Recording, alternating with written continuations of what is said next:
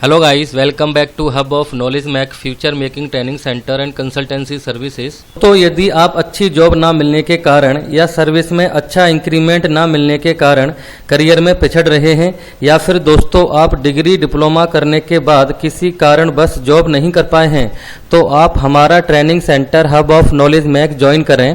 हमारे यहाँ से इंडस्ट्रियल डॉक्यूमेंटेशन का कोर्स करने के बाद आप अपने करियर में ग्रोथ कर सकते हैं और अपने करियर को रीस्टार्ट कर सकते हैं। हमारे यहाँ से ट्रेनिंग लेने के बाद कैंडिडेट का आईक्यू लेवल इंक्रीज हो जाता है और कॉन्फिडेंस बिल्डअप हो जाता है, क्योंकि सभी ट्रेनिंग प्रैक्टिकल व थ्योरेटिकल पढ़ाई जाती हैं और साथ में इंटरव्यू की प्रिपरेशन भी करवाई जाती है। The main objective of Hub of Knowledge Mac Training Centre providing training, placement and development of career. Hello guys, during this session I will explain you procedure for procurement, or you can say procedure for purchase. The purchase person will follow these all guidelines as given in procedure for purchase any item in the organization. So friends, let's start how to make purchase procedure. This is the title and here document number, revision number, date, page number 1 of 2 means ये procedure जो है 2 page में cover हुआ है। दोस्तों procedure बनाने के लिए सबसे पहले हमें प्रोसेस का नाम लिखना पड़ेगा। जैसे मैंने यहाँ पे लिखा हुआ है प्रोसीजर फॉर परचेज। इसका पर्पस क्या है, यानी क्या उद्देश्य है इसका? To ensure that the purchase products confirm to specified requirement. Scope क्या है? Applicable to raw material, production consumables, packaging materials, catalogue items, bought out components यानी बॉट आउट पार्ट्स जिनको हम बीओपी बोलते हैं, tools and gauges, services for calibration, job work and contract. इन सभी activity के लिए ये प्रोसीजर वैलिड रहेगा। प्रोसेस ओनर क्या है? हेड परचेज, यानी इस प्रोसेस का जो ओनर है हेड परचेज रहेगा। ये रिकॉर्डिंग फॉर्मेट्स हैं। परचेज करते समय ये सभी फॉर्मेट्स का ज़रूरत पड़ेगी दोस्तों। जैसे यहाँ दिखा रखा है purchase order, work order, purchase order history, supply schedule, rejection report, daily stock dispatch and next दिखा रखा है order execution form, incoming inspection.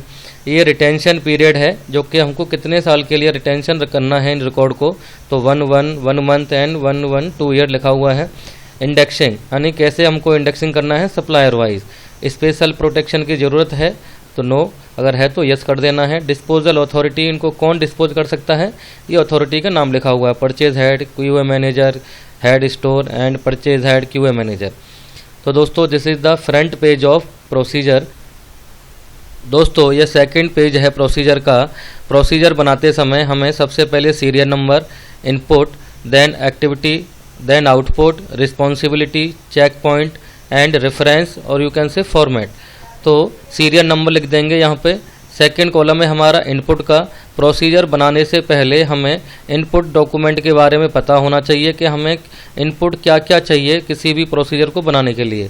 तो हमें यहाँ पे प्रोडक्शन का प्लान चाहिए, डेली स्टॉक रिपोर्ट चाहिए, डिस्पैच रिपोर्ट चाहिए, स्टॉक रजिस्टर चाहिए, कस्टमर ऑर्डर चाहिए हमें, और डिलीवरी शेड्यूल चाहिए जो कि मैंने यहाँ पे लिखा हुआ है। तो this is the input requirement और you can say input document need for making purchase procedure. This column is activity. आपको एक्टिविटी क्या करनी है किसी भी आइटम को परचेज करने के लिए? तो सबसे पहले क्या है सबसे पहली एक्टिविटी क्या है? Identify the need for procurement of bought out part, यानी बीओपी। आपको कौन सा मटेरियल खरीदना है, यानी आउटपुट में आपका आ गया need of material. And responsibility किसकी रहेगी? परचेज डिपार्टमेंट की। एंड रेफरेंस फॉर्मेट क्या है? Order execution format HOK MKF 07। Second activity क्या है? Enquiry for BOP to be procured through verbal means और in writing to the approved subcontractor. यानी आपको जो भी पार्ट परचेज करना है उस आपको सप्लायर को इंटीमेट करना पड़ेगा। आप उसको वर्बली कर सकते हो टेलीफोन के द्वारा, और उसको रिटर्न में भी लिख के दे सकते हो। आउटपुट यहाँ पे क्या आ गया? Into enquiry for procurement. ये भी रिस्पॉन्सिबिलिटी परचेज हेड की रहने वाली है। थर्ड स्टेप क्या है दोस्तों? रिसीव कोटेशन बाय टेलीफोनिक और return from the supplier. Supplier आपको कोटेशन सेंड करेगा, उस कोटेशन को हमें क्या करना है? रिव्यू करना है, क्या वो कॉस्ट ठीक है। अगर कॉस्ट ठीक नहीं है यानी नेगोशिएशन आपको चाहिए, तो नॉट ओके करके आप दोबारा से इंक्वायरी पे यहाँ पे जाएंगे हम। अगर हमारा ओके है तो हम क्या करेंगे, आगे फॉरवर्ड करेंगे। तो दोस्तों अगर हमारा ठीक नहीं है, अगर वो नेगोशिएशन कर देता है तो ठीक है, अगर नहीं करेगा तो आउटपुट में क्या आएगा, सर्च अनदर सप्लायर, आपको दूसरा सप्लायर सर्च करना है। अगर उसकी कोटेशन ठीक है तो आप क्या करोगे, release purchase order to identify supplier, जो भी सप्लायर आपने सेलेक्ट किया है आइटम खरीदने के लिए उसको आप परचेज ऑर्डर रिलीज़ कर दोगे। तो ये क्या है आपका, release of purchase order to supplier, this is the output. Responsibility same रहेगी। और परचेज ऑर्डर जब भी जो है उसको रिलीज़ करोगे तो कंट्रोल्ड कॉपी दोगे ड्राइंग की परचेज ऑर्डर के साथ में सप्लायर को। तो ये परचेज ऑर्डर का हमारा फॉर्मेट नंबर है HOK PUF01, तो ये वर्क ऑर्डर का है HOK PUF02। तो दोस्तों उसको हम परचेज ऑर्डर रिलीज़ कर देंगे। उसके बाद receive samples for and offer the material for inspection to the quality department. तो क्वालिटी डिपार्टमेंट में हम यहाँ पे जो है जो भी मटेरियल आएगा सप्लायर से हम उसको रिसीव करेंगे और इंस्पेक्शन के लिए क्वालिटी डिपार्टमेंट में भेज देंगे। ओके, क्वालिटी डिपार्टमेंट हमको यहाँ पे डिसीजन देगा। अगर वो नॉट ओके है तो क्या होगा, feedback to supplier and get new sample हम जो है सप्लायर को फीडबैक दे देंगे टेलीफोन के द्वारा या मेल के द्वारा, और सप्लायर से न्यू सैंपल डिमांड करेंगे। ओके, तो ये रिस्पॉन्सिबिलिटी किसकी रहेगी, इंस्पेक्शन कौन करेगा, QA इंजीनियर। तो कैसे कर सकता है वो, फीडबैक टेलीफोनिक के द्वारा भी दे सकता है, और जो सैंपल की जो रिपोर्ट बनाएगा ये इनकमिंग इंस्पेक्शन का रिपोर्ट का फॉर्मेट है HOK QAF08। तो अब अगर हमारा ये सैंपल ओके है, क्वालिटी डिपार्टमेंट ओके कर देता है, तो अब यहाँ पे हम रिसीव पायलट लोड, उसको पायलट लोड का ऑर्डर देंगे और पायलट लोड रिसीव करेंगे। अगर मेरा देन हम डिसीजन पायलट लोड अगर फिर आएगा तो कौन डिसीजन देगा, क्वालिटी पर्सन। तो क्वालिटी पर्सन हमको डिसीजन देगा। अगर पायलट लोड हमारा नॉट ओके है then feedback to supplier and get new sample, customer से न्यू सैंपल्स लेंगे। एंड अगर ओके है रिलीज डिलीवरी शेड्यूल, तो उसको हम जो अपना डिलीवरी शेड्यूल सेंड कर देंगे रेगुलर प्रोडक्शन के लिए, अगर उसका पायलट लोड ओके हो जाता है क्वालिटी के द्वारा।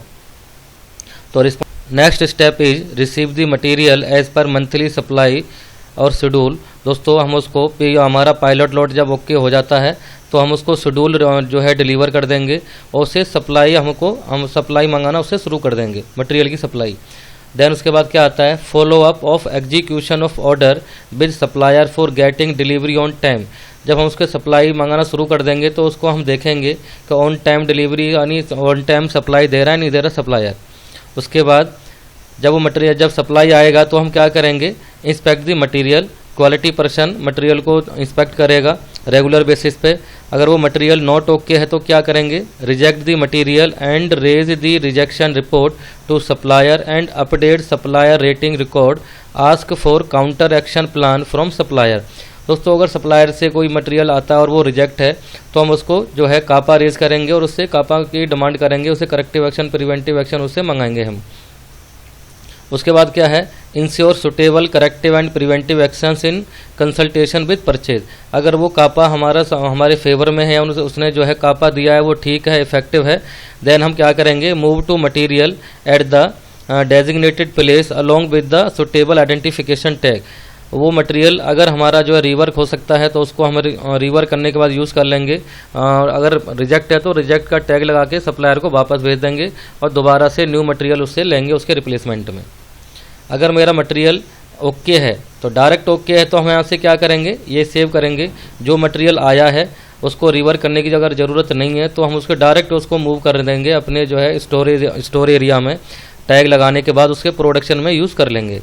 देन उसके बाद carry out delivery performance month monitoring. Delivery performance monitoring किसका होगा, सप्लायर की जो परफॉर्मेंस कैलकुलेट की जाती है क्वालिटी बेस पे की जाती है, डिलीवरी बेस पे की जाती है और प्रीमियम फ्रेट के बेस पे की जाती है। दोस्तों ये रेफरेंस फॉर्मेट्स हैं परचेज डिपार्टमेंट में, ये सभी फॉर्मेट्स यूज़ होंगे as per the input activities. जो भी हम एक्टिविटी करेंगे उन एक्टिविटी का जो आउटपुट निकलेगा, आउटपुट किस फॉर्म में निकलेगा, डॉक्यूमेंट के फॉर्म में। यानी हम जो भी रिकॉर्डिंग करेंगे इन रेफरेंस फॉर्मेट में हम रिकॉर्डिंग करेंगे। अगर आप एक परफेक्ट QMS MR बनना चाहते हैं तो आपको कंप्लीट डॉक्यूमेंटेशन आना चाहिए। कंप्लीट डॉक्यूमेंटेशन सीखने के लिए Hub of Knowledge Mac Future Making Training Centre पर कॉल करें। कंप्लीट डॉक्यूमेंटेशन सीखने के लिए Hub of Knowledge Mac Future Making Training Centre पर कॉल करें। अगर कोई इंजीनियर डिग्री या डिप्लोमा करने के बाद स्टार्टिंग में जॉब नहीं कर पाता है तो ऐसा कैंडिडेट हमारे यहाँ से ट्रेनिंग लेने के बाद अपने करियर को रीस्टार्ट कर सकता है, क्योंकि हमारे यहाँ पे सभी ट्रेनिंग प्रैक्टिकल व थ्योरेटिकली पढ़ाई जाती हैं और जॉब की गारंटी भी दी जाती है।